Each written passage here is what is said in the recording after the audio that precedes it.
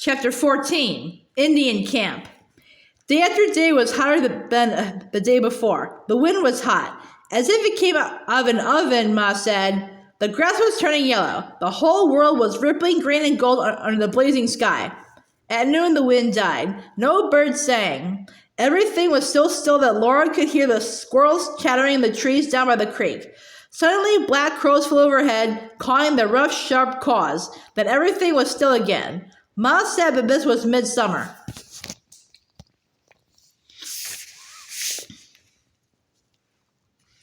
Pa wondered where the Indians had gone. He said they had left their little camp on the prairie, and one day he asked Laura and Mary if they would like to see that camp. Laura jumped up and down and clapped her hands, but Ma objected. It is so far, Charles, she said, and in this heat. Pa's blue eyes twinkled. This heat doesn't hurt the Indians, and it won't hurt us, he said. Come on, girls. Please, can't Jack come too? Laura begged. Pa had taken his gun, but he looked at Laura and he looked at Jack, then he looked at Ma, and he put the gun up on its pegs again. All right, Laura, he said. I'll take Jack, Caroline, and leave you the gun. Jack jumped around them, wagging his stump of a tail. As soon as he saw which way they were going, he set off, trotting ahead. Pa came next, and behind him came Mary, and then Laura. Mary kept her sunbonnet on, but Laura let hers dangle down her back.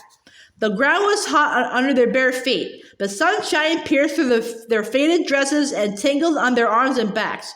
The air was really as hot as the air in an oven, and it smelled faintly like baking bread. Pa said the smell came from all the grass seeds parching in the heat. They went farther and farther into the vast prairie. Laura felt smaller and smaller. Even Pa did not seem as big as he really was. At last, they went down into the little hollow where the Indians had camped. Jack started up a big rabbit. When it bounded out of the grass, Laura jumped. Pa said quickly, Let him go, Jack. We have meat enough. So Jack sat down and watched the big rabbit go bounding away down the hollow.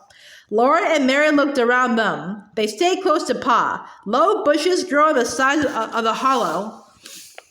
Buckbrush with sprays of berries faintly pink, and sumac holding up green cones, but showing here and there a bright red leaf. The goldenrod's plumes were turning gray, and the ox-eyed daisy's yellow petals hung down from the crown centers. All this was hidden in a secret little hollow. From the house, Laura had seen nothing but grasses, and now from this hollow she could not see the house.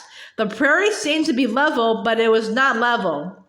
Laura asked Pa if there were lots of hollows on the prairie like this one. He said there were. Are Indians in them? She almost whispered. He said he didn't know. There might be. She held tight to his hand and Mary held to his other hand, and they looked at the Indians' camp. There were ashes where Indian campfires had been. There were holes in the ground where tent poles had been driven. Bones were scattered where Indian dogs had gnawed them. All along the sides of the hollow, Indian ponies had bitten the grasses short. Tracks of big moccasins and smaller moccasins were everywhere, and tracks of little bare toes. And over these tracks were tracks of rabbits and tracks of birds and wolves' tracks. Pa read the tracks for Mary and Laura.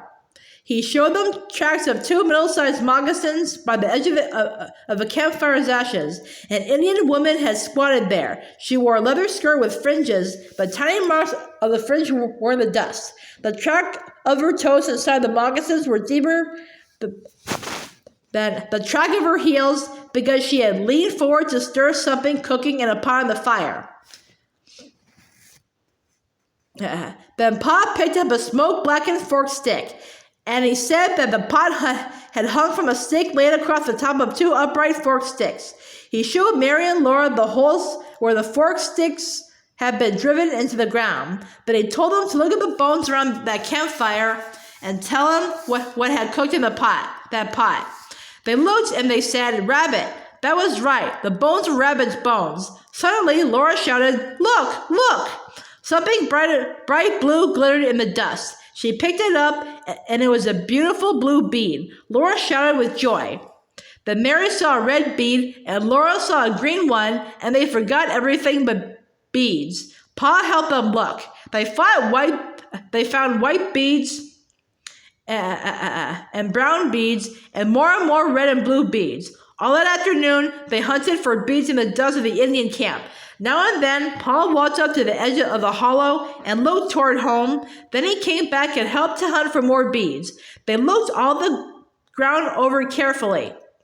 When they couldn't find any more, it was almost sunset. Laura had a handful of beads, and so did Mary.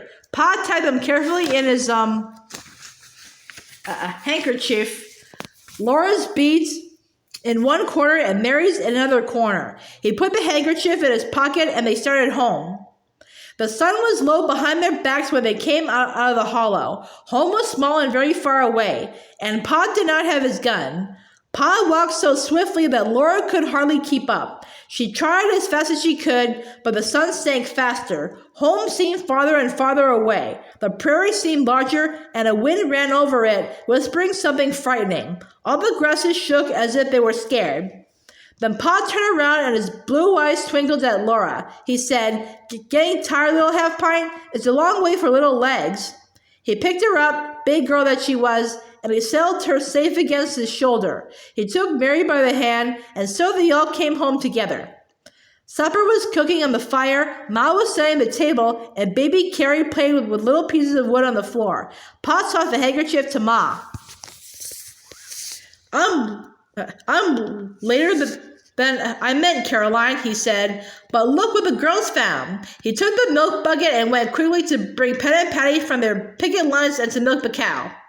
Ma untied the handkerchief and exclaimed at what she found. The beads were even prettier than they had been in the Indian camp. Laura stirred her beads with her finger and watched them sparkle and shine. "These are mine," she said. Then Mary said, "Carrie can have mine." Ma waited to hear what Laura would say. Laura didn't want to say anything. She wanted to keep those pretty beads. Her chest felt all hot inside, and she wished with all her might that Mary wouldn't always be such a good little girl. But she couldn't let Mary be better than she was. So she said slowly, "Carrie can have mine too." "That's my unselfish good little girl," said Ma. She poured Mary's beads into Mary's hands, and Laura's into Laura's hands, and she said she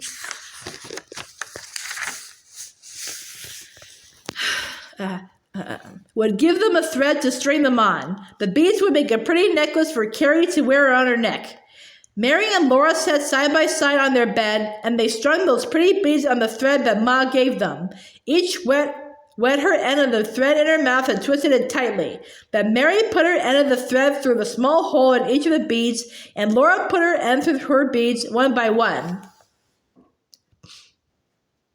They didn't say anything. Perhaps Mary felt sweet and good inside, but Laura didn't. When she looked at Mary, she wanted to slap her, so she dared not look at Mary again. The beads made a beautiful string. Carrie clapped her hands and laughed when she saw it. The Ma tied it around Carrie's little neck, and it glittered there. Laura felt a little bit better.